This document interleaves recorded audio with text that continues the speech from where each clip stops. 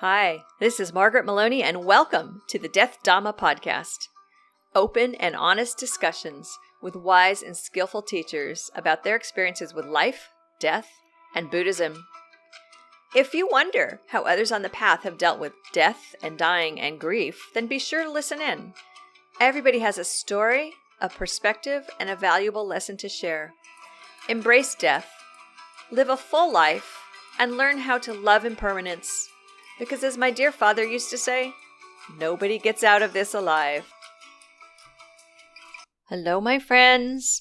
So glad that you are here. Today is another milestone. So the other day, the milestone was that Sitting with Death, Buddhist Insights to help you face your fears and live a peaceful life, was live and ready for you on Amazon.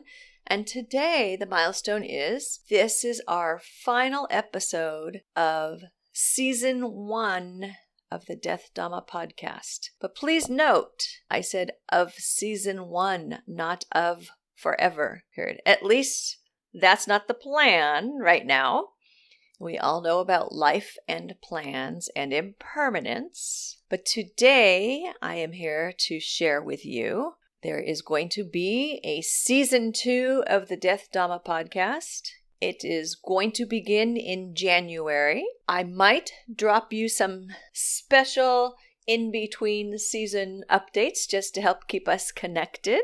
And I wanted to share with you a little bit about the theme for Season 2. This season, my goodness, we jumped in and we were all about death, right? And part of that was because what I was doing was sharing with you the interviews that I had with my 12 wise teachers. And those were the interviews that I used to help create Sitting with Death for all of us. Well, during those discussions, something that surfaced is that we have loss every day and we have grief. It isn't always like the big loss, death. It isn't the big death, the actual, I took my final breath. We have these different losses and different deaths in our lives.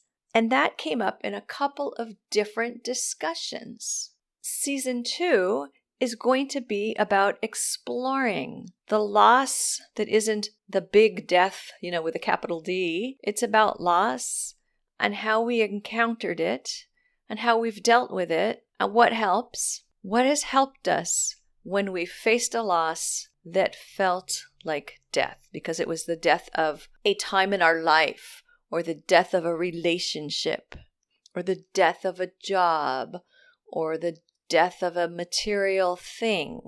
That's what Season 2 is all about. And to give you a hint, I'd like to now share with you some excerpts from some discussions. One is from Casey Howe, who you heard earlier in the season. In this discussion with Casey Howe, as I ask him about describing grief, he brings up the fact that there are different levels and types of grief beyond just the grief around someone you love dying.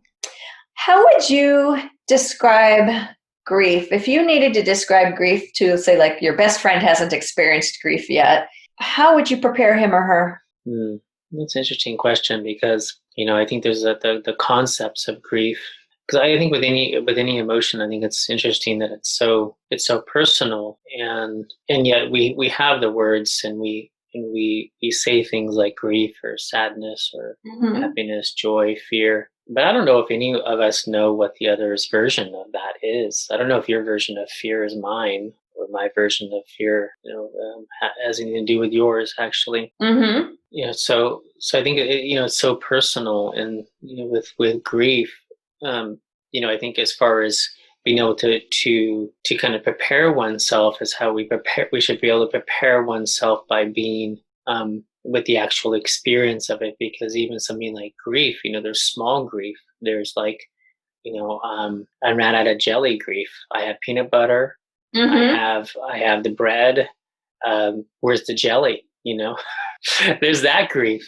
And then there's like talked about, I lost my dog, kind of a grief or something like this. And so, I think that to prepare ourselves for grief, like we've been mentioning, we need to train ourselves to be to be very familiar with what is. I like one of the oldest translations of meditation is simply to become familiar with, to become familiar with. And then if we become familiar with the nature of an emotion, doesn't matter what an emotion is, the nature of all emotions is the same. It's in process. This is the nature of all emotion. And even though we both laughed when he said, about the peanut butter sandwich grief, it is important to point out that throughout our life, we experience different losses, and those all contribute to our ability to deal with grief. And each loss is important to us as individuals. And so again, there's the loss that is death, the big D, I say, that we spent an entire season discussing. But there's also the loss that happens every day. In one of my other discussions, Holly Hisimoto, who you also heard from earlier in the season, she did mention that sometimes the way in which we deal with some of these losses really is a indicator for how we're going to deal with even bigger losses. And here's a quick clip from when Holly was mentioning just that topic. How do I deal with loss? Even like losing my credit card or something. Like, how do I actually encounter threats to my sense of self and significant interruptions in life and losses? She mentioned like what happens when you lose your keys or what happens when you lose your credit card. And she's right. And that's why we're going to be exploring how we handle these different losses. Once upon a time, I had a job that I thought I loved. And then one day that job came to an end and I was devastated. And definitely that felt like a type of a death.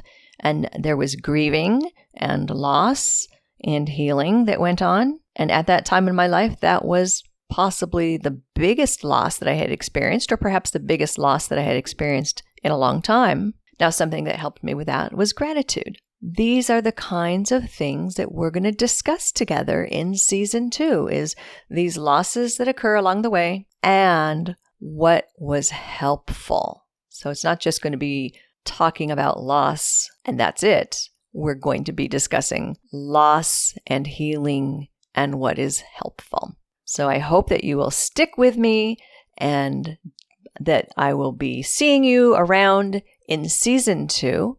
And again, until we are together, remember that I may drop a special episode or two to help keep us connected. And you can reach out to me on margaretmeloni.com. And you can check out Sitting with Death, Buddhist Insights to help you calm your fears and live a peaceful life on Amazon. This has been the Death Dhamma Podcast with Margaret Meloni. Thank you so much for being here. And if you liked it, please share it with your friends and your Sangha members and leave reviews. May you be well, may you be happy, may you be safe, may you be free from suffering, and may you come visit me and join my community at margaretmeloni.com, MargaretMeloni, and check out Carpooling with Death, how living with death will make you stronger, wiser, and fearless. Now you can find it on Amazon in Kindle, audio, paperback, and hardback. Bye for now.